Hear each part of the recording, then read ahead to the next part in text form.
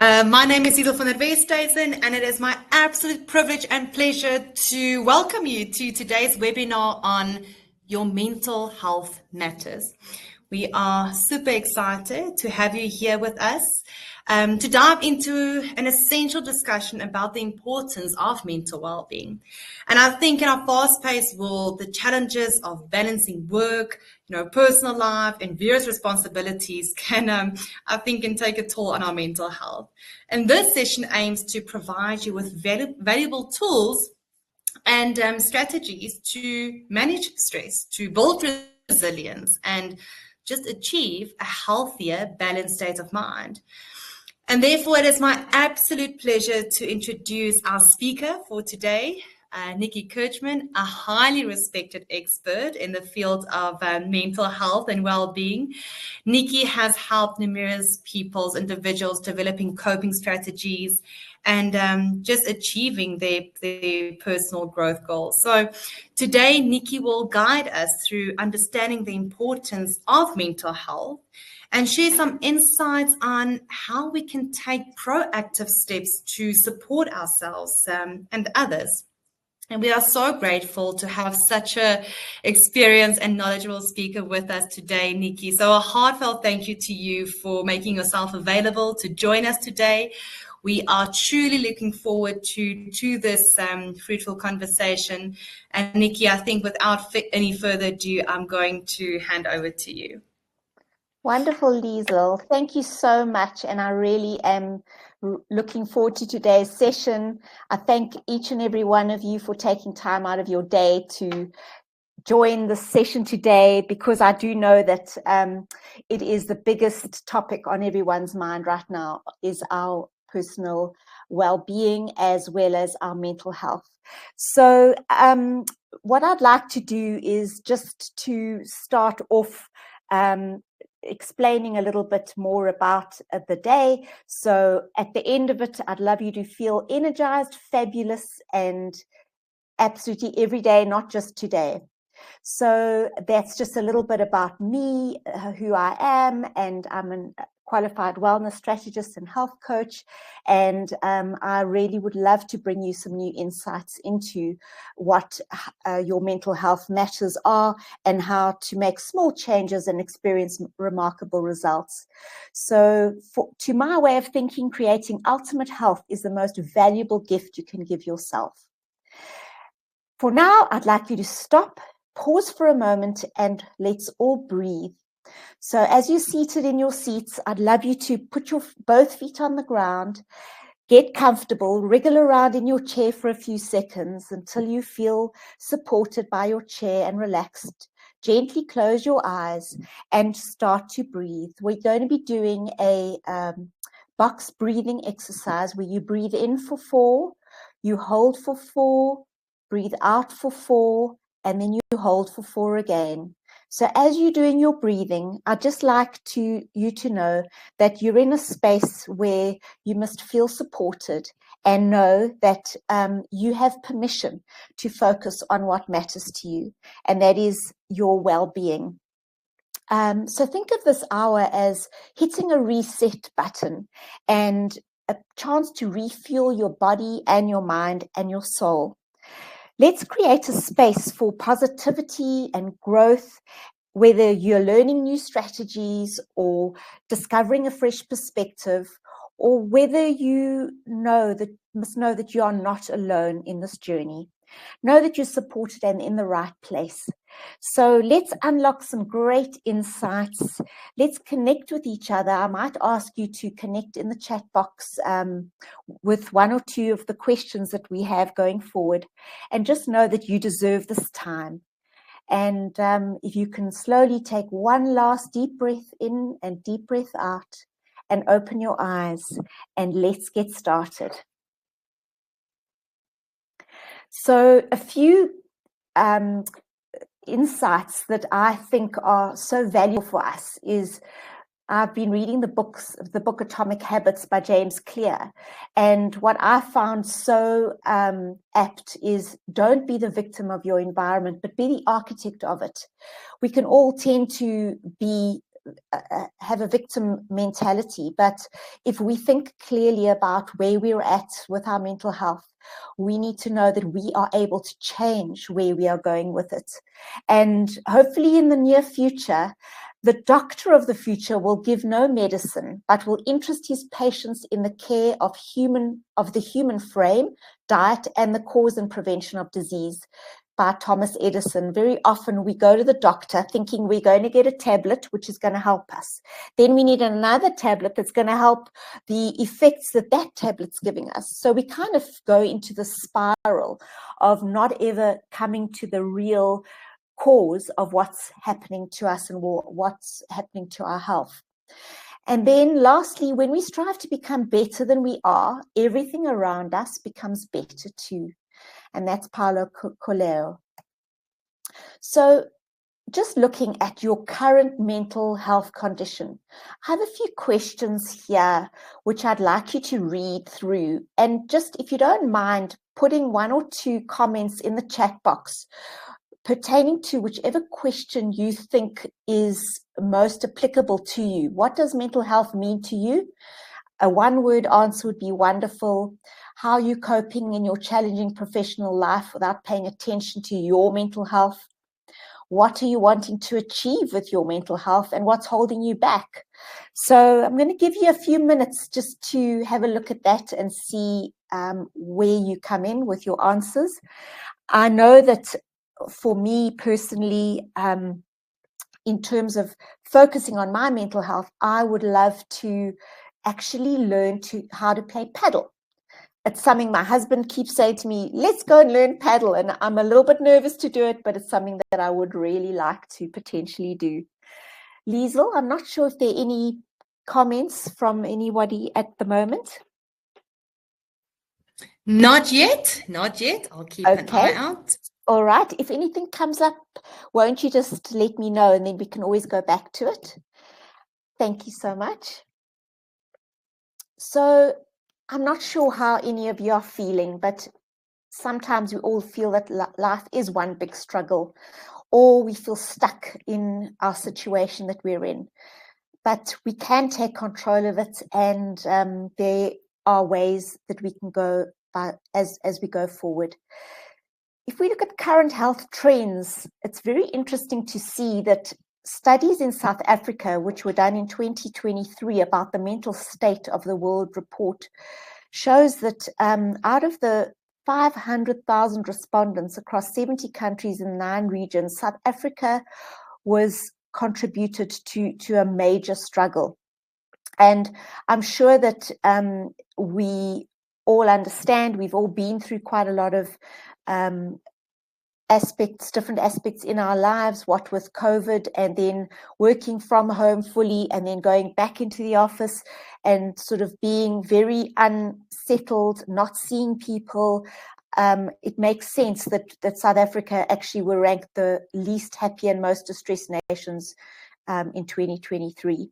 And then if we look at obesity, where you have 31% of men and 68 of women and 13 of children under 5 years old are overweight or obese, and that's staggering. So what I'm going to go through now is all part of how we can change these situations. So if you look in nature, we look at what's natural. Do we actually even remember what's natural, and what message are we giving ourselves? So with animals, they don't go to the doctor and get antibiotics or pills. They sleep when they need to, eat food when they're meant to, drink water, exercise through the day, take care and support each other. They're kind to themselves and each other, and they enjoy the outdoors and the sunshine.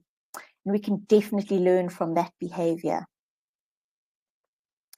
So looking at what's key to sustainable long-term good mental health, we need to always focus on ourselves. We need to focus on our gut health, the importance of good nutrition.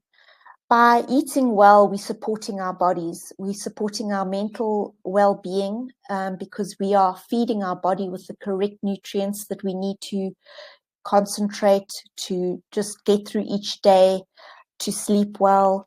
We also need to have step-by-step changes, learning and forming new habits. And in particular, the Atomic Habits book is remarkable because it does teach us how to form new habits in easy ways, because we all want things to be easy. We don't want things to be a challenge. We don't want things to be difficult and unachievable. And that moves us on to setting achievable goals and putting strategies into place to reach them. So I'm not sure if people enjoy goal setting. I never used to do goal setting until recently and realized how important it is. But to do those small, short, achievable goals are what's important. Nothing that's too overwhelming. If we look at our lifestyle and our integration and changes in our lifestyle, we all may be thinking about going back into the office more regularly than not. I know some companies allow people to still work remotely, which doesn't allow for interaction with people. We need to also be mindful of helping those who are in need. It's always nicer to help someone than to be the giver rather than the receiver of things. Connecting with others in community, being part of a community where you are helping others, where you are seeing others grow and prosper, is wonderful for one's mental health. And then not forgetting ourselves and rewarding ourselves with downtime. What does one do in your downtime? Do you go walking out in nature? Do you learn a new skill? Are you following your hobbies that you really enjoy? Are you eating well, cooking well? Cooking could be a hobby that you develop as well. So going on to daily exercise. Exercise, it releases the endorphins in our bodies, our feel-good hormones, giving us the ability to want to achieve more, to strive for better. And I must say that I've spoken to a lot of my clients, and I've often asked the question, how do you feel after you've exercised? Did you enjoy that? In spite of the fact that before you started, you didn't feel like it? And the answer to that is they never regret it. They always feel that it was the right thing for them to do. And then the sunshine, vitamin D, we don't get enough sunshine in the day. How often do we walk outside and go and breathe in the fresh air and just enjoy what beautiful nature we have around us? And then, of course, good quality sleep. I said good sleep, but good quality sleep, having those 7 hours minimum, making sure we not checking our phones before sleeping and watching TV for at least an hour before promotes and helps to promote good sleep. And then just journaling in general, writing down your feelings, your accomplishments, what you want to achieve, how you're going to achieve them, and how you're feeling in that moment. Those are all really lovely aspects that one can tap into to see where you are in your mental health. And obviously there are plenty more where those came from. I'm sure you can also come up with some of your own.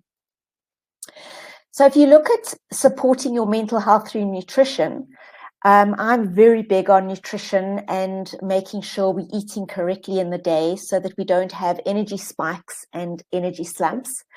I'm not sure if you have any ideas of foods that will support and balance your energy and health. If there are any ideas that you have, you're welcome to pop them in the chat box, and Liesl can alert me to them as and when they come through. So let's be honest. A lot of us might think that having a chocolate is going to help them feel better or give you energy. We have actually all been led to believe that this is true. But if you look into it, it's actually wrong, because the feeling is a pleasure from dopamine, which is the pleasure molecule that humans crave. And it's important to know that we have billions of mighty mitochondria. I call them mighty mitochondria because they are powerhouses of our body, and they are like little factories, and that's where the energy is created.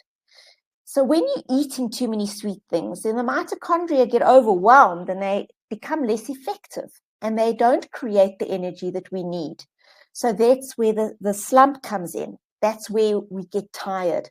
And simply put, sugar is absolutely not the answer to giving you more energy. It'll just give you pleasure because it tastes great. So if you look at, I call them BSB tips. They're blood sugar balancing tips for eating sugar if you really, really have to. I know that sugar is highly addictive, and a lot of people just simply cannot get off it. So if you eat foods containing sugar after a meal, and not on an empty stomach, you'll have less of an energy slump once you've eaten them. And then I'm sure you've heard of the apple cider vinegar in a glass of water before eating something sweet. That just stabilizes your blood sugar balance and assists with helping cravings and also digesting of that cake or biscuit or whatever sweet thing it is that you're having. And then also, as the French do a lot, or the Europeans, is they go for a walk after they've eaten. And that also assists with your lower spike after having had a sugary meal. There are a few hacks that one can look at once you've eaten or during your meal. And they're quite simple and easy to follow. And it's not like you're going to be changing your entire diet and feeling overwhelmed by that. They're pretty simple. So the idea is to start your meal with a plate of vegetables, either raw or cooked, like a crudité, which are your raw veg. And what those do is they line your stomach. So they actually slow, if you are having something, a carbohydrate or a high sugar meal, it will slow the release of glucose into your bloodstream. So the idea is to start your meal with your plate of vegetables, then you eat your protein and fats, because protein and fats do not spike your glucose. Lastly, you eat your starchy carbs, such as your sweet potato, your breads, rice, pasta, whichever starch you do prefer. And just know that these should just be a visitor on your plate. They shouldn't be the main event on your plate. So if you look at a plate of food, you should have half of it being your vegetables, which are your low carb vegetables, and then a quarter of it, if you're having a starch, as your starch, your sweet potato, your bread, or your rice, etc., and then your protein, which is your other third of your plate.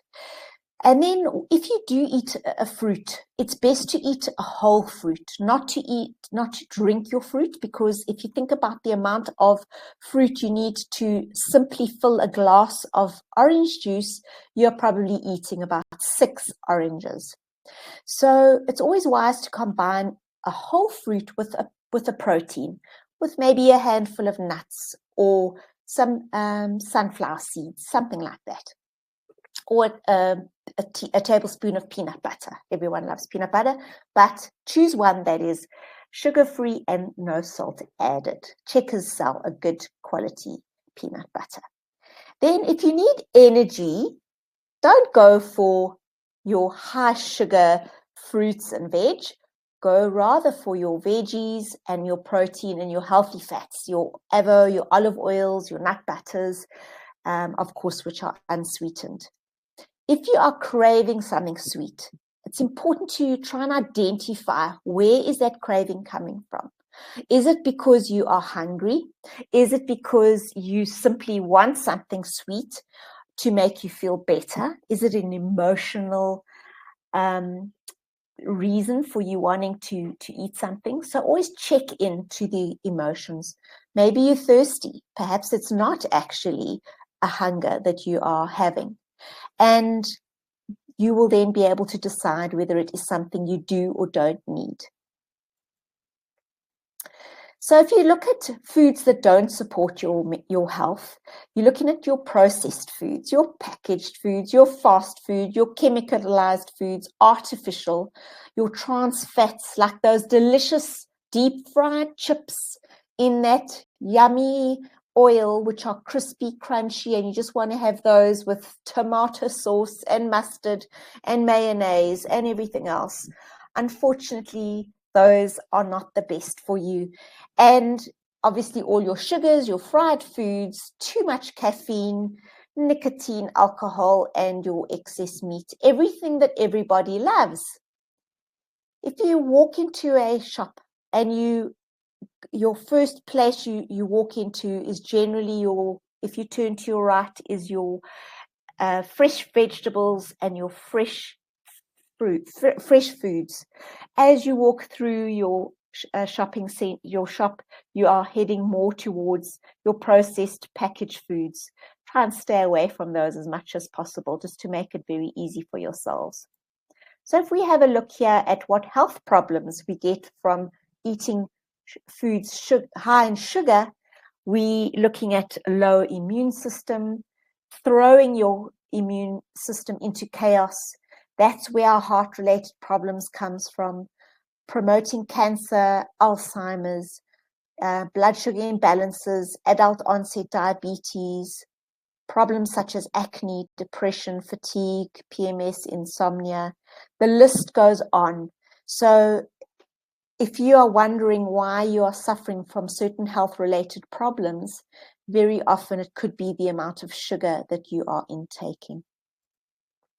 So if you just look at how much sugar there is in different food sources, it's staggering.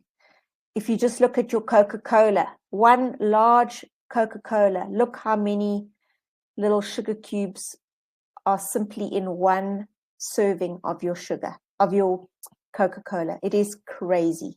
So be mindful of what's in the items that you are choosing and the items that you are eating. When you're looking at blood sugar balancing and what a plate consists of, this is a blood sugar balancing plate. This doesn't contain any carbohydrates, but you could always add a small carbohydrate to this. So you've got to think of what's not going to give you a sugar crash, a spike, and then a crash. So your low carb veg, like your tomatoes, your leafy greens, your cruciferous vegetables, those are great. They're also an excellent source of nutrition.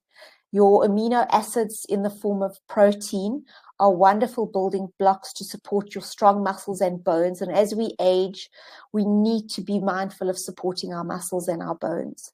It also helps with satiety. So if you're having good quality protein and fats, you will have a feeling of fullness. You'll be able to go for longer without craving something sweet, and also without craving snacks in between your meals. Your low carb veg also offer fiber, which is important nutrients and needed for optimal wellness and good gut health. Then your healthy fats like your olive oils and your avo oils, coconut oils, all assist with vitamin absorption and do not cause inflammation. So if you think about what your stress and poor health, what it's costing you, if we aren't looking after our stress and our health, we could be looking at a lot of problems with our body, with effects on our mood, and then just in general, our behavior. You know, overeating and undereating. How are we behaving in the office, in the workplace? Are we having angry outbursts? Are we stressing because we're not getting to finish our tasks? How are we feeling overwhelmed? Are we depressed? Where are we in our lives? And exercising less because we're feeling headachy, or we're having chest pain or fatigued. Our stomach's not working properly. We're getting sick quicker. Those are all part of the side effects of stress and not having good mental health. So when we're at home and at work, we can take on certain steps to reduce our stress levels. And there are many more than what we're seeing here, but physical activity, even if it's 10 minutes a day, movement.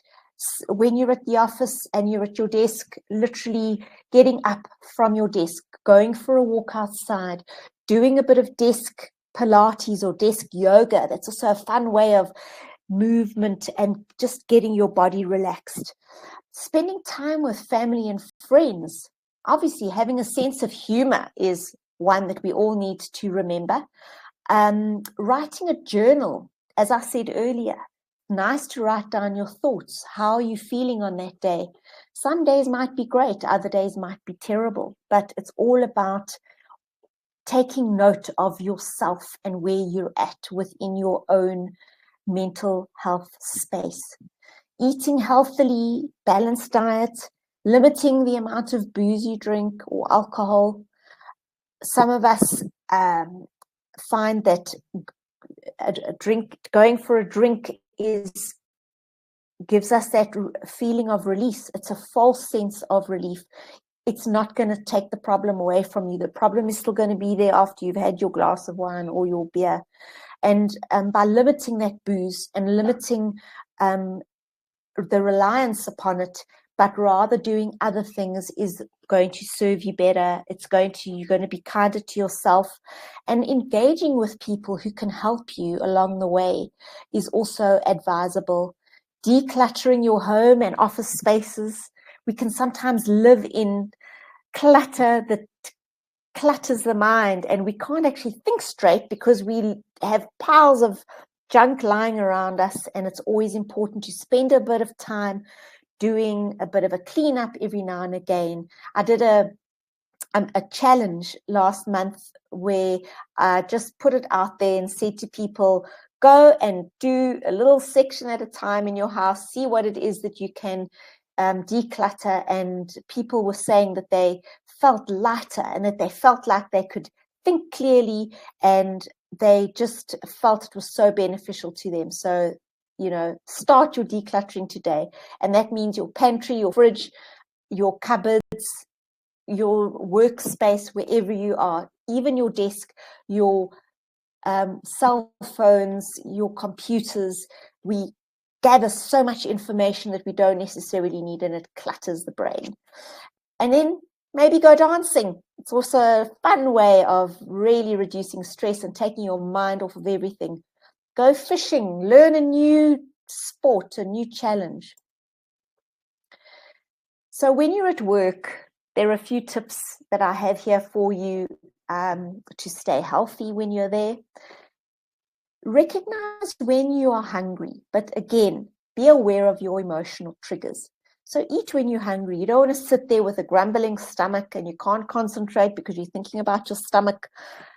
Have a little very, very healthy snack with you if you feel you need to eat something. Your location, know where to eat out if you're or in the neighborhood. So choose the restaurants that you eat at.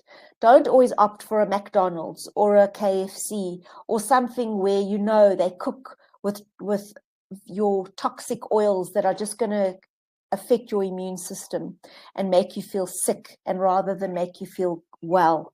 Take time to eat. Don't sit at your computer and try and eat at your computer because you're still trying to finish something. You need some time. Enjoy your food. Chew well and don't inhale it. And then taking breaks, go out for walks, schedule a walk in your calendar if you're able to, depending on your work. Everybody's workload is different. Everybody's requirements are different, but really, really think about giving yourself a little bit of time to go for a quick walk outside and breathe in that fresh air. Make the space around you comfortable wherever you're working, whether it be at work or at home. Make sure your desk's clean and tidy and that it has things around you that feed your soul. Then reduce foods that spike your blood sugar. We've already been through that, and I've given you some ideas. And then again, eat protein at every meal. We can often start our breakfast with a sweet cereal. That's not going to be a great way to start your day because it's going to make you crave sugar the entire day. So if you start with a protein, it'll sustain you until lunchtime, and then you eat your protein at lunchtime again, and then at dinner together with your low carb veg, and that's going to give you a balanced sugar glucose level through the day. Then if you're not sure what to eat for lunch, bring leftovers from the night before. Do a little bit of meal prepping, cook a little bit extra, so you know you're feeding yourself with the right food throughout the day. Then you buy food ahead of the time if you haven't got leftovers, and bring it to the office. And remember, the most important thing is to keep your water topped up on your desk. What I recommend to my clients as well is to put an electrolyte in the water. We often feel in the afternoon we're having a bit of a slump in our energy levels, that a little bit of electrolyte, which is our minerals and salts, bring up our blood sugar again and get us onto a good, healthy level. Then keep healthy snacks in your bag. If you insist on snacking, a handful of nuts every now and again, or a handful of biltong, or bring an apple and your handful of nuts. Bring a very small yogurt with some nuts. So you're always eating those healthy snacks rather than going for a packet of knickknacks or a chocolate. And then when you're going into the canteen, have a good look at what they're serving you. Are they serving you foods that are high in saturated fats? Are they serving you foods high in sugars? Read the labels on your food that you're going to eat, just to help you along the way, because you really don't want to get your brain in a tiz. If you're going out or eating on the run, yes. Sorry, I'm just going to pause you quickly there. Apologies. Okay, no problem. There's a question here. Yes. Someone wants to know, which electrolytes would you recommend? Okay, so thank you for that question. I use an electrolyte called Revive. There's no sugar added, so it's Revive, RE-VIVE, and you can get it online. You can get it from Take-A-Lot. It comes in different flavors. Some are lemon, raspberry, there's an apple, there's also a plain one, and those are amazing. I put it in my water bottle every morning and just actually take that with me on the run or to my meetings, etc. So that's the one. I hope that helps. Thank you. Thank you so much. Thank you, Liesl. And then when you're dining out, I've got a few tips here, or eating on the run. Avoid fried, battered, creamed, cheesy meals, because generally the fried are fried in oils, and those oils are obviously not your fresh oils, or your oils without trans fats. They all contain trans fats. Choose baked, broiled, steamed rather. I know it sounds boring, but we all need to think ahead of our longevity and our brains and how we're going to best serve our mental health. Look at your portion sizes. If you have any special requests, you can ask the waiter. I often say to them, please, can you grill it? I don't want it deep fried. I want it grilled. Please have the dressing separate.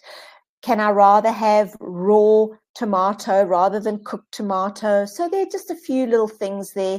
And then if you are able to see what menu you're going to be looking at beforehand, maybe download the menu, and then you can get an idea of what's great at that restaurant. And if there's nothing that you can eat there, then have a little snack before you go and just have a little cup of tea, or if you're not really needing to eat. So if you look at your mental health in general, what is it that you want for yourself? Most people say they want to experience more energy, a better mood, better sleep, better relationships, more confidence, better health, better productivity, and a better body. I'm not sure if any of you have ideas on how you can get more energy. Maybe you can put a few ideas into the chat box and some ideas of how you can create better moods for yourself. What kind of things are you going to do to get to those areas where you feeling like you are worthy, where you are able to interact really well with people, you're able to get through whatever work it is that you need to get through by creating more energy, by being in a better mood. You ultimately end up with better sleep and better quality sleep. Thinking about what time you go to sleep, maybe. What are you doing before you go to sleep? Are you journaling? Are you reading a book? Are you watching too much TV? Are you binge watching? Are you eating just before you go to sleep? What kind of things are you doing? What are you doing to create that environment? And then if you look at your relationships, how are you in your relationship? Where are you at?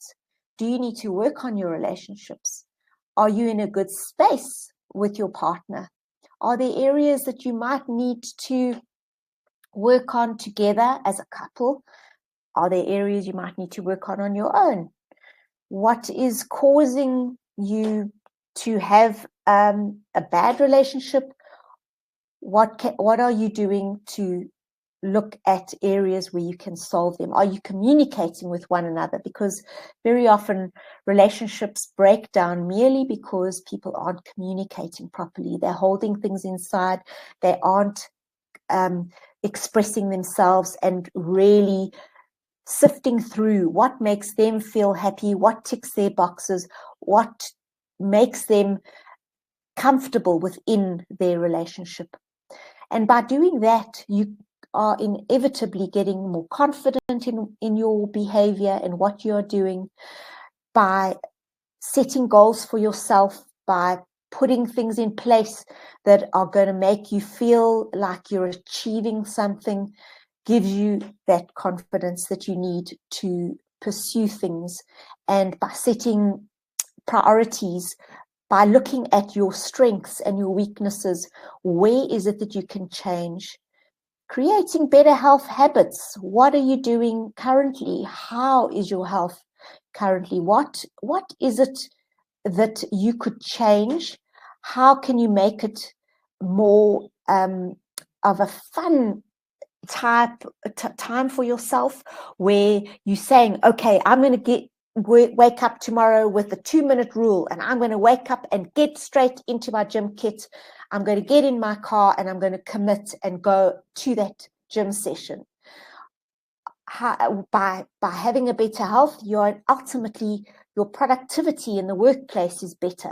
You are able to concentrate more. You are eating better, and your thought pattern is working according to how it should work, without you feeling frustrated, without you feeling like you're inadequate. So by doing all these things, your body image is ultimately going to improve. You may want to lose a few kilograms, but by looking at everything else about your mental health, your better body image is automatically going to start to improve. Especially your confidence will result in your body image improving, and you seeing where you can improve in other areas, and that will be so encouraging for you. So we need to understand that Rome wasn't built in a day. Neither is our mental health, and we need to take things one step at a time. And just journaling, writing down, thinking about what it is that you need to do to support yourself from a mental health point of view. It's so important to know that you are the only one who can actually take control of your health and your life. Without you taking that first step it's never going to happen. And we need to know that we have one body. We have to look after it. We've got to respect it, treat it with so much kindness, and have fun doing it. As I said before, don't look at it as an overwhelming goal that you need to have set. Look at small, little, achievable things that you can do to help yourself, whether it be going for more walks, for meeting with other people, getting involved with community, literally learning a new habit, teaching yourself a new trick, doing some artwork, joining fun days but too scared to join, and reaching out to people who can help you. And small changes count. Everything counts in everything that we do. Trusting our instincts, seeing where you fit in, perhaps joining a run walk for life where you're meeting new people who are going through what you're going through. No one knows what you are going through until you talk about them as well. And if we just think about what our priorities in life are, very often we don't prioritize ourselves. We look at other ways of escaping, and very often escaping in the wrong way doesn't serve us in any way. But escaping in the right ways, thinking of fun and alternative ways to improve on our mental health is what's going to help us. And then again, I'm sorry, I always go back to the foods, because our foods just do play such an important role in our life. I never used to realize that until recently. And we need to know, don't leave things till it's too late.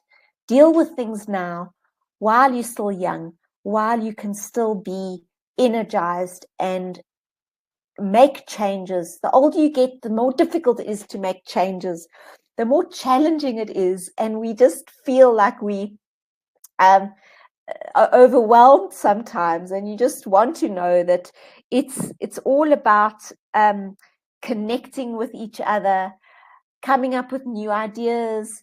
And then if you feel you can't do it on your own, getting guidance from a health coach, and they can guide you through it.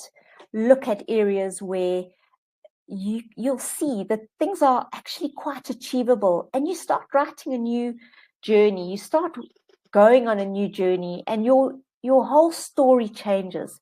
Everything around you changes, and you start to see the light at the end of the tunnel. So if you think about your current health, your current mindset and your current mental health, if there's a habit that you would want to change right now, it can be anything from journaling, from going and having a facial, which you've never maybe done before, or going dancing, or just taking more time to stop and smell roses, to start exercising, or to do something. What would it be that you would want to do? I will start by saying I would actually like to learn how to play paddle. I'm a bit nervous to do it. I've heard of a lot of people who play it, and they so love it, and they're energized by it. And to them, it is just such a lot of fun. So if you have an idea, you're welcome to put it in the chat box. If you come up with something fun and exciting, I'm sure Liesl will tell me. And it's about changing habits and reading new books. The Atomic Habits book is on everyone's tongue at the moment, and I'm loving it. I really, really am loving it. I'm almost done, and it certainly has. You can never be learning something new. There's always something new to be learned, and it's really a wonderful privilege to be able to read and understand how other people think. So in terms of Nici, yes, Nici, I'm going to sorry. just quickly stop you. I'm just going to pause there quickly. Very interesting question that came up now. Yes. So let me just quickly. Did it now just disappear? Let me just have a look quickly. Oh, it did. Okay, I'm going to look for it and then I'll come back to you. Oh, okay. You can continue. Thank you. All right. Okay, no problem. Thank you.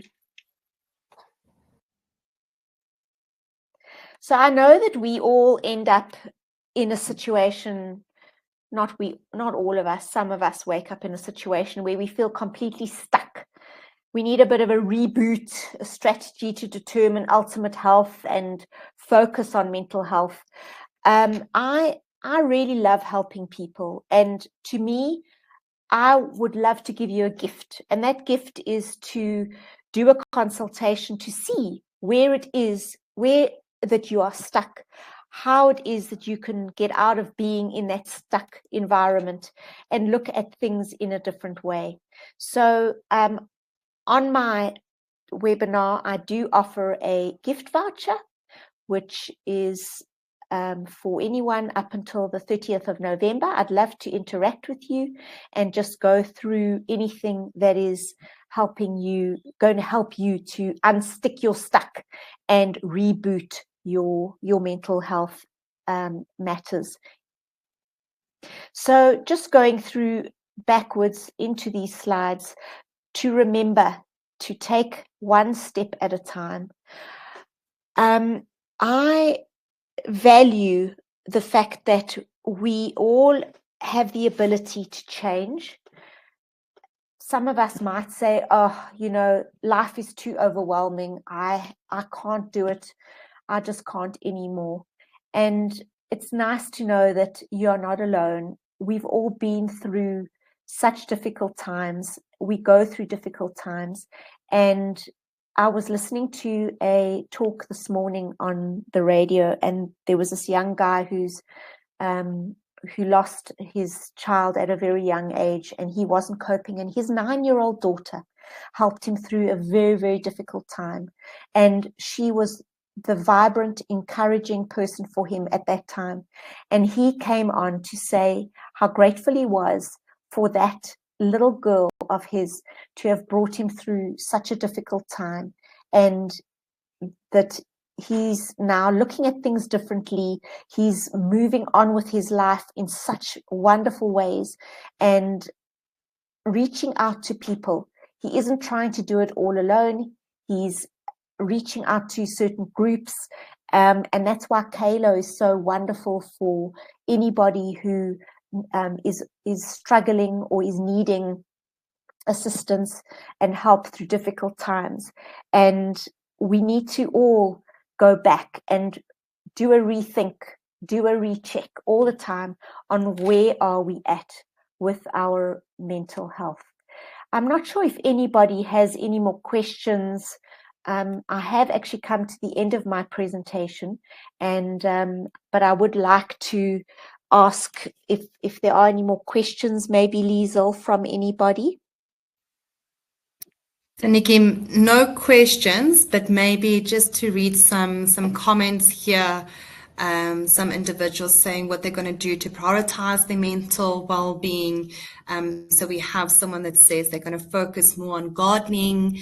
Another person said here, Marlene, learning to play the piano. Oh, that's amazing.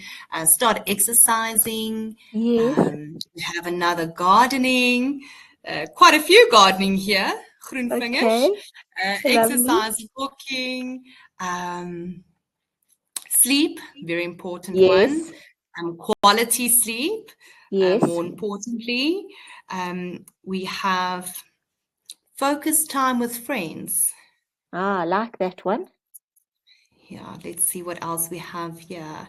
Another start exercising, run with more intent. Yes. And I think that's it for now. Oh, Brilliant. wonderful. Well, it was so lovely to hear that people are thinking about ways of de-stressing, and gardening is a wonderful way of de-stressing. I love it. I've got to be honest, I don't do much of it, but I do love it. Yes, playing the piano. Wow, that is a beautiful way of de-stressing. And, you know, if you can master the piano, I really take my hat off to you. It's never been my forte, I've got to be honest, but that's wonderful. And then, yes, focusing time with friends, and special friends, and friends who uplift you and make you feel special and important. That's so vital, having the right type of friends around you. And then running with more intent. Okay, sort of setting maybe some targets to run a marathon or a half marathon, or just getting out there more often and more regularly. I love all of those. And yes, of course, the quality sleep. I think that a lot of people lack good quality sleep, and they even lack quantity sleep as well. So the quality, with more quality sleep, you actually potentially need less. So that's something, and the exercising, your as I say, you're constantly being aware of what you're eating, what are you reading before you go to bed, your positive affirmations, just your comfort. What is your bed like? Your pillow? What are your environment? Are you sleeping with your windows open? Or are you sleeping with them closed? What's your oxygen levels like?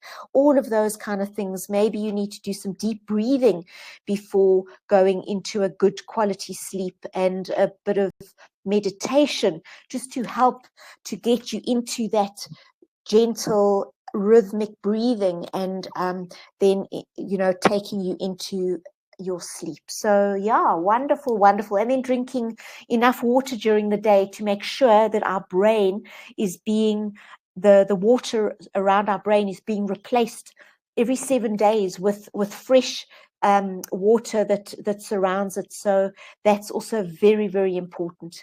But yeah, I really have loved today, and I'm so grateful again to every one of you for joining us during this lunchtime break. And maybe I'm going to give you a few minutes to go and enjoy the rest of your hour. Nikki, before we close off, I see that Yes. there's some questions here in the Q&A. So we've just switched to that section. So there's one question that poses, are there specific snacks that can improve energy rather than having big meals? So if you can maybe just touch on that again, just some examples. Yes, So I'm going sure. to pause there. Okay, super. So if you are one who enjoys snacking, then you need to look at what are you eating for your main meals. So if you are having more smaller meals, the idea is to rather have things like take some hard-boiled eggs. I know they don't smell that great, so maybe nip outside to go and have that hard-boiled egg. But keep things like hard-boiled egg, biltong, small yogurts, plain yogurt, no yogurt with fruit flavoring, etc. You can always throw in a few sunflower seeds, sesame seeds into the yogurt, maybe a handful of berries, if you enjoy those kind of snacks. Crudité, do some meal prep, take a little Tupperware full of little carrot sticks, cucumber sticks, celery sticks, little mangetus, or your sugar snap peas, so that you've got a few on hand where you can just grab hold of those instead of going for your sugary bars. You know, generally the all those so-called healthy bars are full of sugar if you look at the labels on them, so those are not advisable. But your biltong sticks, definitely. Your small hard cheeses, you could take a little tub of, if you're not having carbohydrates, go with your cottage cheese, but full cream cottage cheese. And then again, you could, if you enjoy to add a little bit of, you could chop up some baby cucumbers into your cottage cheese, or gherkins, but the dill ones, which have got less sugar in them, but I can always give you some more ideas if you reach out to me on my email of some more snacks. And then no dried fruits. Those are very high in sugar. But go for your whole fruits with your little peanut butter. You could take that in a little container. You could chop up, you could have a few leftover, if you've got leftover chicken breast, maybe slice that up and then have it with a few of your crudité. You could have a few olives, create like a little lunchbox where you've got your little compartments with your snacks in. Those are always nice ways as well of having snacks if you prefer. Thank you, Nici. Thank you. So, sorry, man, we're running out of time. Let's quickly take one more question. Someone is asking here, is there a way to stop overthinking? Is it just, no. Yes. So I lost the question. Is there a way to stop overthinking? Is there a way to, do we keep ourselves busy to take our minds off stressful issues? Yes. So in terms of overthinking, obviously it depends on what you're overthinking, but there are ways of strategizing. What are you overthinking? Is it work related, personally related, etc.? And then if you feel you in this rut of overthinking, go out, go for a walk, take some deep breaths, do some deep breathing, in order to calm your nervous system down, and then write down, journal, always making notes of how you're feeling at the time. Those are very quick hacks as to stop overthinking. Chat to other people as well about what it is that's potentially of concern to you, and then we start to just cross off as you go along. Is it necessary to overthink about that? Can you replace the thought with something else? So it's a little bit more involved than a quick 3-minute answer, but there are definitely more ways to do that. Your journaling, your talking to people, going for a walk, taking you away from the thing that is consuming you. Is there anything else? Brilliant. Thank you so much, Nici, and thank you to all of you for joining us today. Just a quick reminder for those of you who do have access to the Ask Nelson benefits, please know that Ask Nelson is a lifestyle tool. It's all about, it's tools that can help you to apply positive psychology in the way that we live our daily lives, whether you're in need of counseling, whether you're in need of coaching, whether you're in need of, financial advice, legal advice. The Ask Nelson benefits really is there to help you with any obstacle, challenges, blockers that's keeping you from being the best version of yourself. So please, a reminder for those of you who do have access to Ask Nelson, please reach out. It is confidential. Nici, thank you so much once again for the privilege of your time. For all of you for joining, and we will then see each other next month again. May you all have a great day and a stunning week. Thank you. Thank you so much. Thank you, Liesl. Thank you, everyone.